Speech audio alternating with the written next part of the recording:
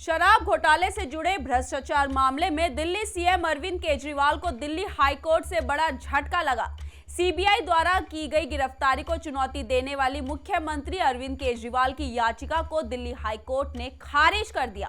मतलब अभी भी वो जेल में ही रहेंगे। अब जैसे जैसे कोर्ट से अरविंद केजरीवाल को बार बार झटका लग रहा है, उससे तो यही लग रहा है कि अब तिहाड़ का ताला खुलने वाला नहीं है। गर्मी का मौसम धीरे धीरे खत्म हो रहा है, बरसात का मौसम चल रहा है और हो सकता है ठंड भी अरविंद केजरीवाल की जेल में ही बीते। ये तो है कि तिहाड़ के अंदर का हाल, लेकिन बाहर भी कुछ खास नहीं चल रहा, बल्कि बाहर भी पार्टी की तरफ से अरविंद केजरीवाल को लगातार झटके ही मिल रहे हैं। वो कैसे, ये हम आपको बताएंगे, लेकिन उससे पहले आयन भारत को जरूर सब्सक्राइब कर लीजिए। नमस्कार, मैं मंजू रुधियाल और आप सभी का स्वागत है आयन भारत में। अब आप खुद देखिए कि जिस कांग्रेस के साथ आम आदमी पार्टी ने मिलकर दिल्ली में लोकसभा चुनाव लड़ा था, वही कांग्रेस अरविंद केजरीवाल के लिए दुखों का पहाड़ बनाने में तुली हुई है। वो कैसे, अब हम आपको बताते हैं। दरअसल दिल्ली एमसीडी चुनाव में आम आदमी पार्टी ने बड़ी जीत दर्ज की थी। एमसीडी चुनाव में एक सीट ऐसी थी जो विशेष चर्चाओं में रही, वो थी सुल्तानपुर ए वार्ड 43 नंबर सीट।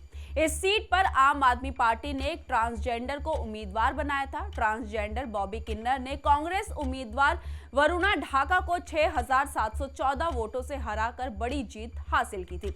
लेकिन अब बॉबी किन्नर के निर्वाचन को चुनौती देने के लिए रोहिणी कोर्ट में एक अर्जी दायर हो चुकी है।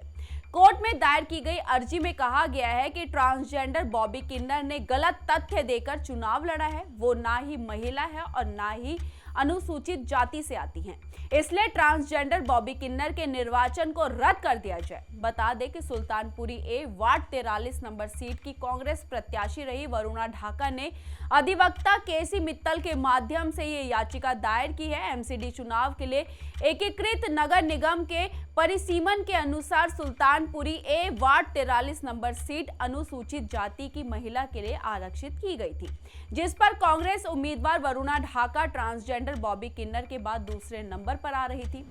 याचिका में ट्रांसजेंडर बॉबी किन्नर पर पुरुष होने का आरोप लगाते हुए उनका नाम अमित कुमार बताया गया है। साथ ही बताया गया है कि साल 1999 में उसके साथ एक घटना हुई थी, जिसका रोहिणी थाने में मामला भी दर्ज है। इस मामले में खुद बॉबी ने अपने आप को पुरुष घोषित करते हुए एक किन्नर पर उसका प्राइवेट पार्ट काटने का आरोप लगाया था।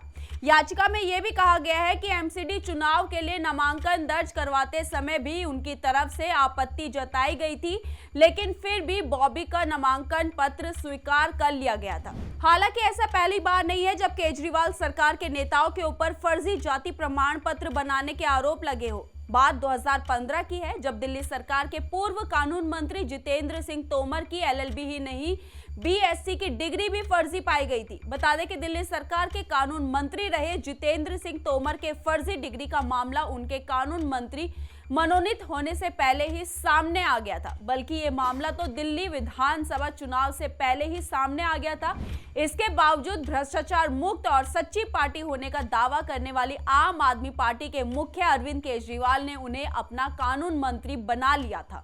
अब आप खुद देख सकते हैं कि एक के बाद एक फर्जी जो जाति प्रमाण पत्र बनाए गए थे वो सामने आ रहे हैं। जेल में बैठे अरविंद केजरीवाल को बार बार झटका लग रहा है। अब आप खुद सोचिए कि आम आदमी पार्टी की नींव किस आधार पर रखी गई है।